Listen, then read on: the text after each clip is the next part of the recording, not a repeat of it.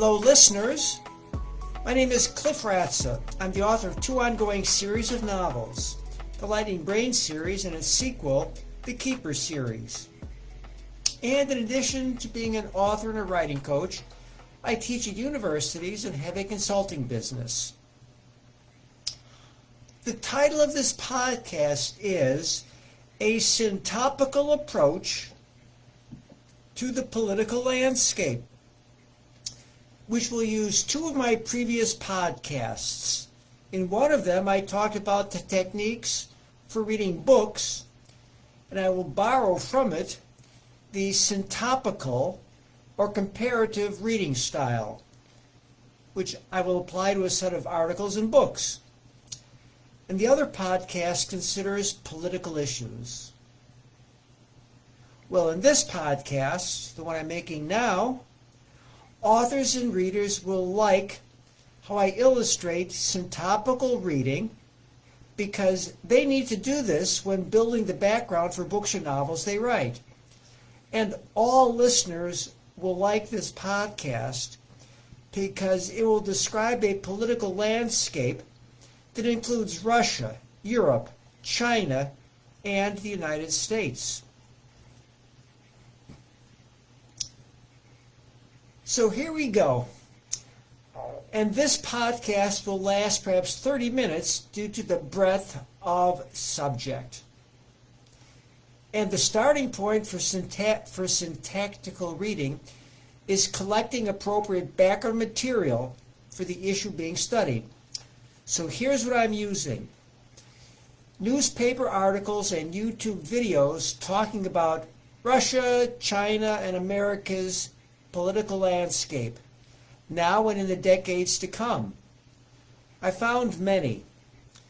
For example, Wall Street Journal articles outlining why Russia's threatening the Ukraine and China is doing the same for Taiwan today is something that should be obvious to us once we know the landscape. Next are the books written by socio-political experts.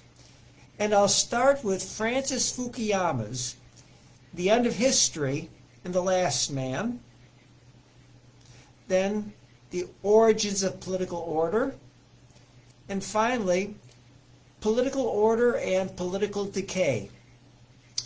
This trio of books does a masterful job telling why political history might or might not be converging to a democratic-style nation-state built on capitalism and free markets. Fukuyama speculates in the first book that liberal democracy may constitute the endpoint of mankind's ideological evolution, and hence the final form of human government. But in his second book, he has to adjust his end-of-history thesis that the rest of the world would follow the West and eventually arrive at the last stage, because the argument remains undecided.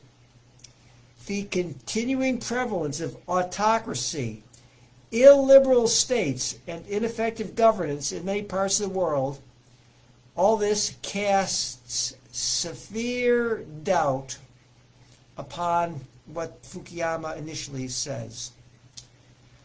The anticipated universal convergence currently seems unlikely. And the third book, Political Order and Political Decay, is somewhat less of a good read than the first two because the material is more complicated and less susceptible to being rendered as a narrative.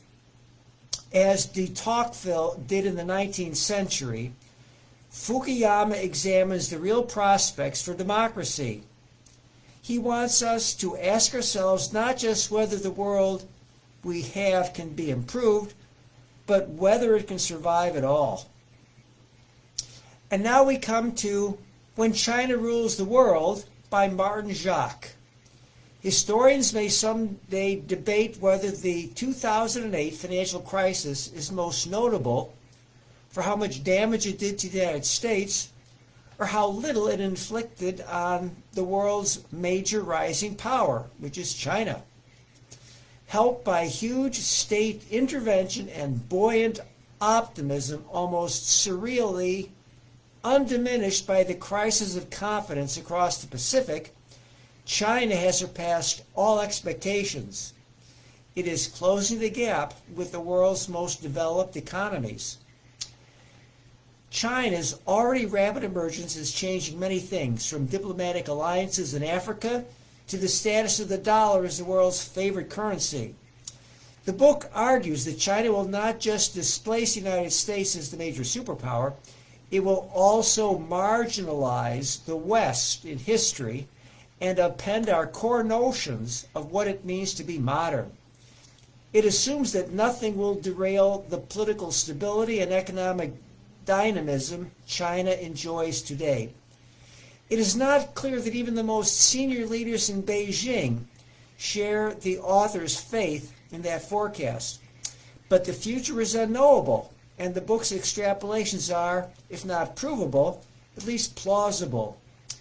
The strength of his book lies in his exhaustive, incisive exploration of possibilities that many people have barely begun to contemplate about the future dominated by China. Many analysts treat China's rise as an economic phenomenon. It is presented as a developing country, albeit the biggest one, that has opened its doors to the West and allowed a Western-styled market economy to flourish and exported goods to wealthy consumers abroad.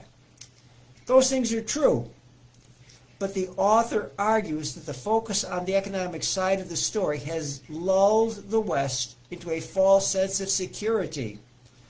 The mainstream Western attitude has held that, in its fundamentals, the world will be relatively little changed by China's rise.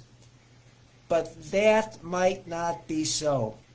The rise of China could change the world in the most profound ways. Unlike Britain, the United States, or Germany at various times during the past 200 years, China is not emerging on the world stage as a new, powerful nation state.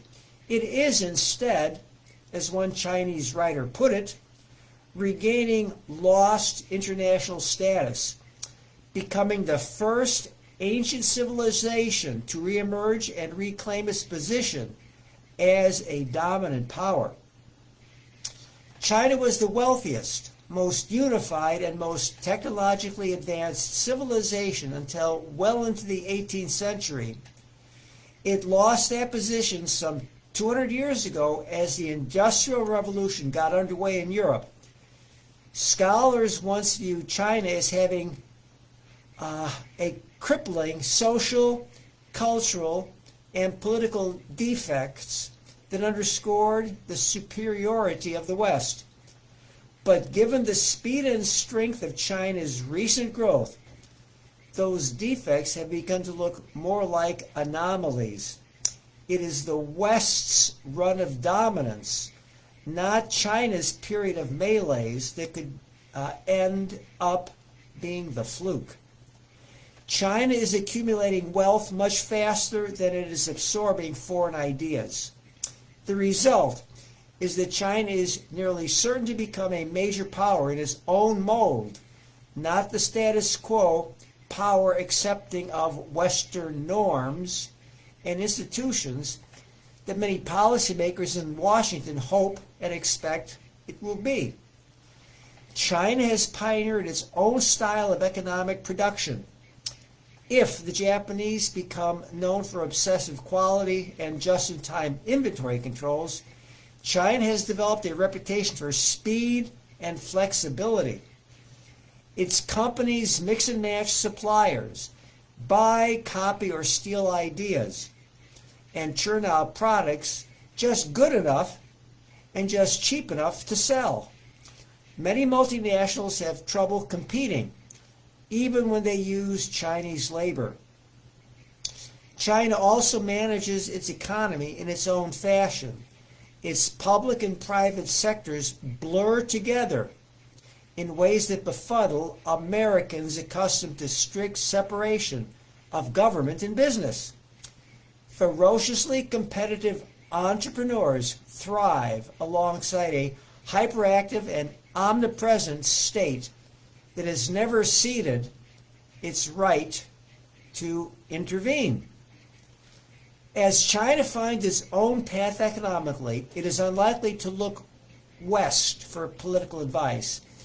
Its ruling Communist Party, having largely set aside its socialist ideology, has become a modern version of an imperial dynasty. Chinese communist leaders have flirted with reviving Confucianist thought, positioning themselves as protectors of Chinese unity, the state's traditional role. Many Chinese see that mission as sacred.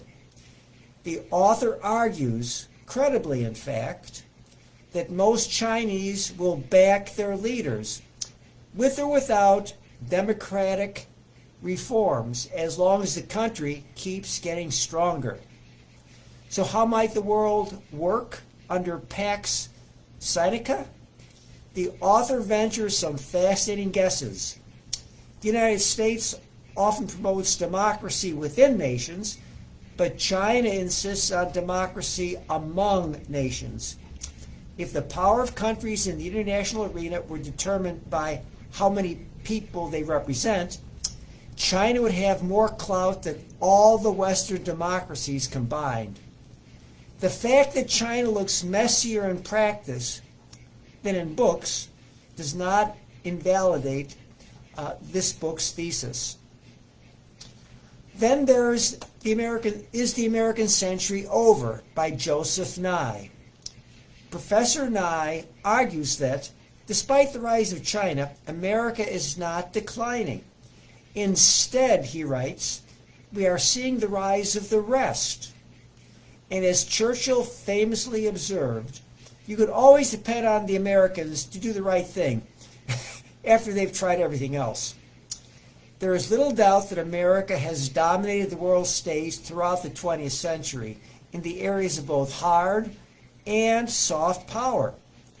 The author continues by comparing America to the decline of Rome and finds the comparison wanting, only to concede that American preeminence will probably not end in the next 30 years. Assessing the challengers, Europe, Japan, Russia, India, and Brazil, Nye argues that all have substantive structural problems which will inhibit them from seriously competing with the United States in terms of both hard and soft power. Europe, while a credible economic competitor prior to the meltdown of the Greek economy, that was 2008 and following, cannot compete either through cultural influence or military might. He then cites evidence which shows that Japan has serious cultural stigma issues and that Russia stands on an economic house of cards. He explains that India has even greater degree of economic disparity between the rich and poor than does the United States. And finally, that Brazil has thus far been unable to develop influence based on its economic success. This leaves, in Nye's view, China as the sole credible threat to American influence and power. The author analyzes the nature and viability of China's attempt to overhaul the United States as the preeminent global superpower. Assessing China's economic, military, and soft power, he concludes that China still lags far behind the United States in all three dimensions of power. On the economic side, he argues that in spite of the fact that China may surpass the United States in the areas of purchasing power parity and gross domestic product, it is still some distance from actually overtaking the United States in real terms. In this, he states, the American system still has numerous advantages over China in terms of overall national development, currency trading, and rule of law, particularly in the areas of property and intellectual respect for property. In conclusion, Nye has offered an intelligent and argumentative essay on the question of American decline. He has made a solid claim that the United States is not deteriorating. In fact, it is steadily progressing in an integrated and expansionary manner, while other nations simply are developing faster in specific areas. An additional positive is the book's brevity, offering not an extensive academic presentation on the subject, but a snappy and readable encapsulation of Professor Nye's well-researched and eminently defensible views on the subject. In conclusion, Nye offers an intelligent and argumentative essay on the question of American decline. He makes a solid claim that the United States is not deteriorating. In fact, it is steadily progressing in an integrated and expansionary manner, while other nations are simply developing faster in specific areas.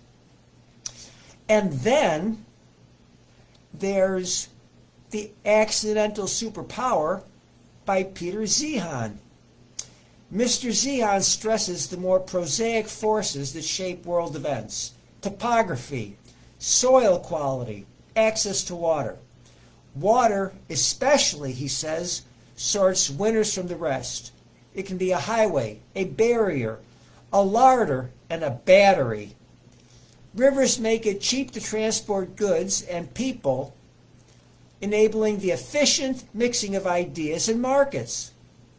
The capital that might otherwise be spent on, say, building a road may be used for other purposes. It happens that the United States, the superpower of Mr. Zeihan's title, is blessed with 12 major navigable rivers, including the Mississippi. Much else flows from this happy accident. A less pressing need for grand, land-based infrastructure projects, for example, may lessen the need for centralized coordination, encouraging small government.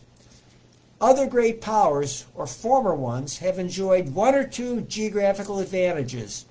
Think of Egypt's mighty Nile, or Britain's status as an island nation, from which its great naval tradition comes.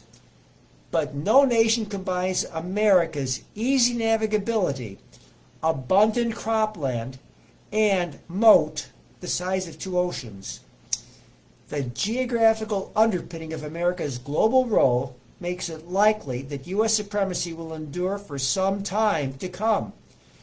Just don't expect it to be easy, at least not for the next couple of decades.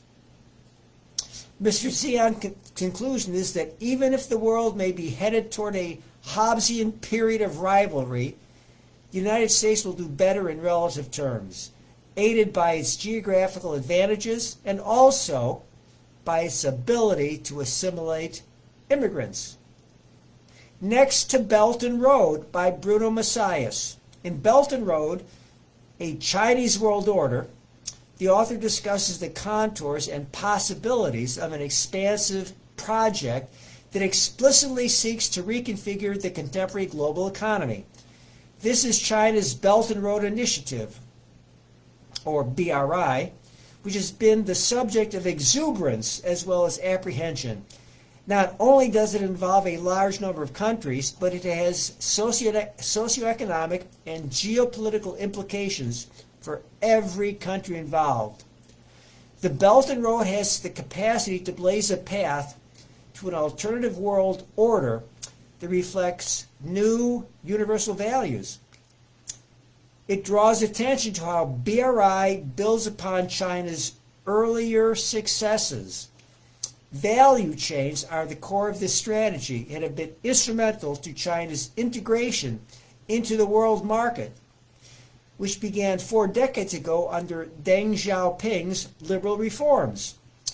This growth trajectory has centered on abundant, unskilled labor. But in the contemporary global economy, unskilled labor has limited capacity to drive growth. In 2015, Chinese policymakers acknowledged this by publicly observing that their country faced a very real risk of falling into the formidable and infamous middle income trap, in which they are squeezed between low-wage competition in mature industries and rich country innovators in emerging technology-led industries. Among the strategies to overcome this is an emphasis from China on global standards. The control of global standards is a considerable source of revenue, and multinational companies that own patents earn billions of dollars in royalties. Internationally, Chinese companies that manufacture electronics include mobile phones and DVD players, pay large royalty fees on wholesale prices on products that they export. The Belt and Road is an opportunity for China to export standards and receive fees, rather than conform to foreign standards and pay fees. But the author shares skepticism about the Belt and Road, particularly in the context of borders and conflict in the Indian subcontinent. Pakistan's role as the crown jewel of the Belt and Road is reflected in the Chinese-Pakistan Economic Corridor. Neighboring India's worries about this underpin alliances with Afghanistan and Iran. Perhaps the most prominent instance is China's $500 million investment in Chabahar Port. This is a strategically located port in the Sistan-Baluchistan province, which shares borders with Afghanistan and Pakistan, and allows India to directly access these areas. The author does an excellent job of capturing the exuberance as well as the apprehension that is the product of Chinese endeavor to become a different kind of superpower. The book does have limited engagement, however, with the complexities of expansion into poor countries. This is a practice which has attracted concerns about extraction and exploitation, particularly through debt. Even prior to the Belt and Road, China had engaged in various ways with countries in Latin America and Africa, but this is not part of the book's key discussion. But these are minor shortcomings and do not take away from the overall analysis, which is thorough and combines optimism with practicality. And now to History Has Begun, also by Bruno Macias. Readers will have noticed that there is no shortage of books on America's political and cultural decline. Bruno Macias, who is in no doubt of America's decline, sees the potential for its resurgence. The key to the future is American relativism, and the book is a fascinating survey of the decline and possible rise of the American empire. We may still believe in the liberal values that have guided Western politics since 1945, but they are now, according to the author, true in a different way. The automatic expansion of liberal values no longer seems inevitable. If China sustains an alternative model for developing and controlling the key technologies of the future, the United States will find itself peripheral to a European world order. What if American history is only just beginning? The author asks. He sees our current troubles in Joseph Schumpeter's terms. The destruction of liberal values is also the natural and spontaneous creation of a new postmodern and post-liberal order. The book attempts to trace the emergence of a truly American way of looking at the world and to decipher the logic of this new civilization. American society, the author reminds us, was founded on a flight from reality. The reality was the hereditary habits and laws of Europe. Alexander Hamilton called for one great American system superior to the control of all transatlantic forces or influence, and able to dictate the terms of the connection between the old and the new world. Nonetheless, Hegel reckoned America was only an echo of the old world, and de Tocqueville could only conceive of America as the endpoint of American culture and politics. The Americanization of Europe, a form of reverse imperialism by mass production and modern efficiency, was underway by the 1890s, but Americans, the first post-colonial people, were unwilling to recognize the extent of their power or its possible applications until 50 years later. The American fantasy, now emerging, can run and run. The author, a Harvard-trained political scientist who served as a Portuguese representative to the European Union, suggests ways in which the United States can secure its interest as a peripheral power against the emerging Eurasian order. As Britain once balanced Europe to prevent the emergence of a hegemony, the United States can broaden its narrative techniques from those of the epic to those of the multi-voiced novel. Can it play the great balancer of Eurasia, Europe, Russia, India, and prevent China from sweeping the board? Well, we shall see. And then there's another book, In the Ruins of Neoliberalism by Wendy Brown. Across the West, hard-right leaders are surging to power on platforms of ethno-economic nationalism, Christianity, and traditional family values. Is this phenomenon the end of neoliberalism? The book, The Ruins of Neoliberalism, casts the hard-right turn as animated by socioeconomically aggrieved white working and middle-class populations, but contoured by neoliberalism's multi-pronged assault on democratic values.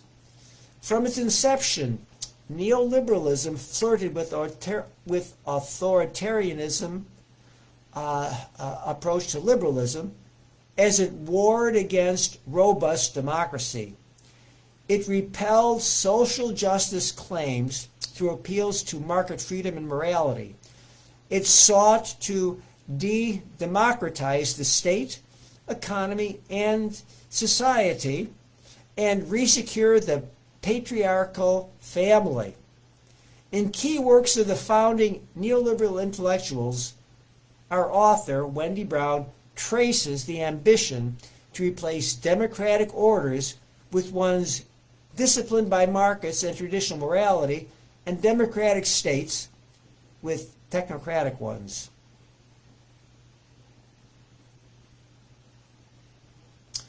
Yet, plutocracy, white supremacy, politicized mass affect, indifference to truth, and extreme social disinhibition were not part of the neoliberal vision.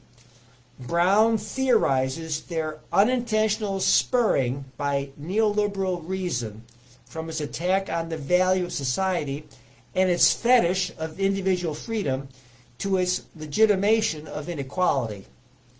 Above all, she argues, neoliberalism's intensification of nihilism, coupled with its accidental wounding of white male supremacy, generates an apocalyptic populism willing to destroy the world rather than endure a future in which this supremacy disappears. And finally, The Dying Citizen by Victor Davis Hanson. This book is a work of cultural analysis rather than history, but at its heart, it is a warning about the enfeeblement of America's middle class. The chief expression of middleness in the ancient world, the author argues, was citizenship. The idea that one bears privileges and obligations by virtue of belonging to a sovereign and geographically definable state. The post-classical idea of Western citizenship ebbed and flowed throughout periods of retrenchment, oppression, and authoritarianism.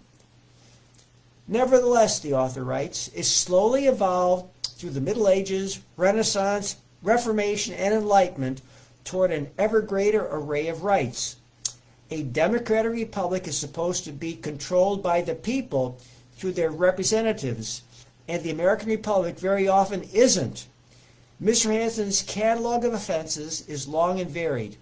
He recalls, for example, an episode from 1983 when, as a raisin farmer in California, he realized that he couldn't sell raisins to packagers at a profit because of a slump in the market. He and other farmers tried to sell their products directly to farmers' markets, but were swiftly informed that this was illegal. So decreed by the Raisin Administrative Committee, an arm of the federal government created in 1947 to decide what percentage of raisin crops may be sold within the U.S. Thus does the administrative state tend to trample the property-owning middle-class merchants on whom democracies depend. Globalization is another problem. That word usually evokes denunciations of free trade, as if there were no costs attached to the protection of domestic manufacturing from superior and cheaper products from abroad. There are hints of that viewpoint in the book, but the author places the emphasis on asymmetric trade with China, which has turned out to be not simply a competitor, but a menace to U.S. national security. The book ends with a spirited essay about the circumstances of 2021, a chaotic border, emboldened foreign enemies, a public education establishment racked by anti-Americanism, middle-class wage gains wiped out by inflation. Nothing here suggests that the Biden era has strengthened American citizenship.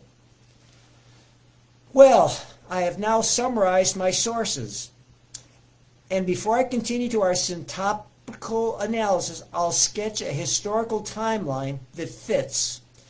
Draw a horizontal line starting 10,000 BC and extending to 2200 AD. On it, mark off the interval going from 1650 to 1985, from 1650 to 1989, and label it the modern era, founded on the Enlightenment. This is the time period dominated by Western Europe and adopted by the United States. Label the time period preceding the modern era, China and the Middle East. They dominated the world in that period. And label the time period to the right of the modern era, the decline of the West, rise of Asia. Please note that although we think of Western Europe and the United States as always dominating the world, it may in fact be an aberration in the longer sweep of time. And now to the synoptical or comparative analysis of my selected sources. Step one is finding the relevant passages from all the sources. I did that when I listed and summarized the key parts of the books I'm using. Step two is bringing the author, that's me, to terms. In other words, for my interpretive and comparative reading. I have to interpret in my own words what each author is saying, and I've done that. Step three is clarifying questions. Step four is defining issues. And step five is objectively analyzing all the above. I believe that I've done that well enough for the purposes of this podcast, so I will proceed with what I have. I'll describe Russia first because it's the easiest to do. There is general consensus regarding why and what it's doing. Russia is not part of Western Europe.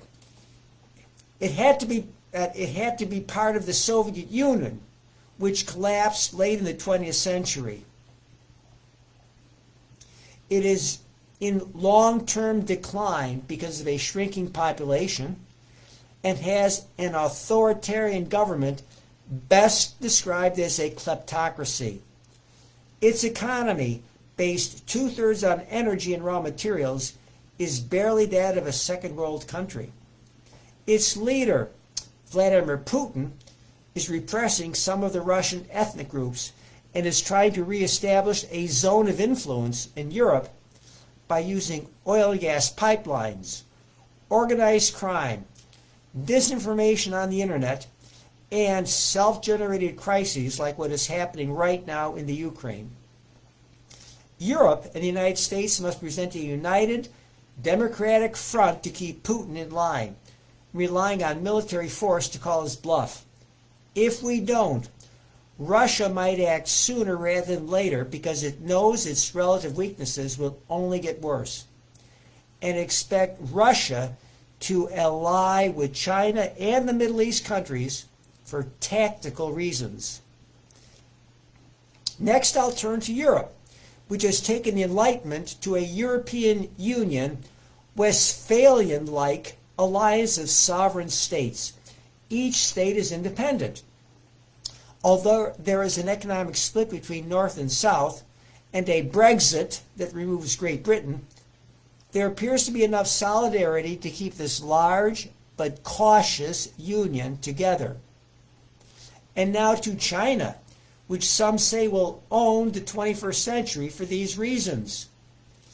The old Westphalian assumptions about China are incorrect. We used to believe that China would challenge only economically and stay within the economic system, and that it would eventually approximate a Western nation. We also used to believe that the international political order would remain the same, but that is proving incorrect. China's economic rise will go beyond the current economic system, and it will generate political and military repercussions, and it won't become a Western nation. Instead, China has four operating themes. 1, it is a civilization state, not a nation state. 2, it is overwhelmingly uniracial. 3, it will dominate Eastern Asia in a tributary, not Westphalian manner. 4, China is a unified country, unlike America's rifts and factions and identified groups. Going forward, the term contested modernity applies. China, throughout history, has never wanted to appease the infidels and inferior invaders. China has always considered itself superior. China would have remained in isolation if not for the 19th and 20th century disruptions. But China weathered the encroachments, and these 8 defining characteristics remain. 1, China is a civilization state, not a nation state. 2, it is pushing to make other Eastern Asian countries pay tribute to them rather than allowing too much sovereignty. 3, its uni-ethnic and racial makeup give its people solidarity. 4, its geographic, economic, and population footprints allow it to throw its weight around in many areas. 5, its government doesn't want to appease the West. 6, its directed political and economic focus make it faster acting than the United States. 7, the longish legacy of the Communist Party has made the government sort of a friend or family member to most people who want stability and security. 8, a combination of developing and developed population segments give China a drive that other countries lack. China is gearing up to dominate the world via economics and finance and technology and surveillance. And it can go its own way unless these factors lead to a convergence with the United States. Climate change, pandemics, supply chain, and technological dependence and internet terrorism could moderate China's going its own way. And here are some issues that cloud China's future. Its population is aging. China's entitlements for the elderly will dwarf what the United States faces. China's Belt and Road Initiative has been heavy-handed. Some of the countries it has belted in feel like China is using the road to run them over. Other countries don't like China's intrusive surveillance. They might prefer America's combination of soft and hard power. And now to America. America might not be declining, but rather starting a new type of history. Any decline might be more relative than absolute. American universities and R&D still lead the world. And American politics is becoming more real political and relative rather than idealistic. America no longer wants to dominate the rest of the world or force democracies on countries not attuned to it. Instead, it wants to shape and balance and contain emerging superpowers. And unlike the rest of the world that treats politics as a documentary, America's diversified and dynamic population prefers it to be a fantastic action-adventure whose dynamic and diversified citizens like the reality of the evolving American dream. And America is much better positioned than China for dealing with four traps. The Thucydides trap, Tacitus trap, middle income trap, and Kindleberger trap.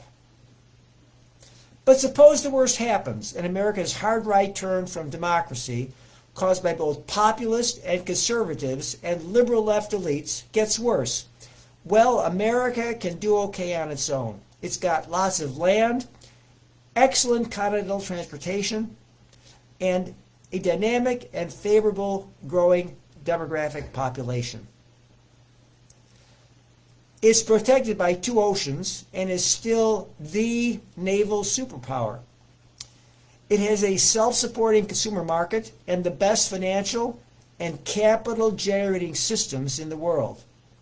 So the United States has a lot to keep it ahead of China.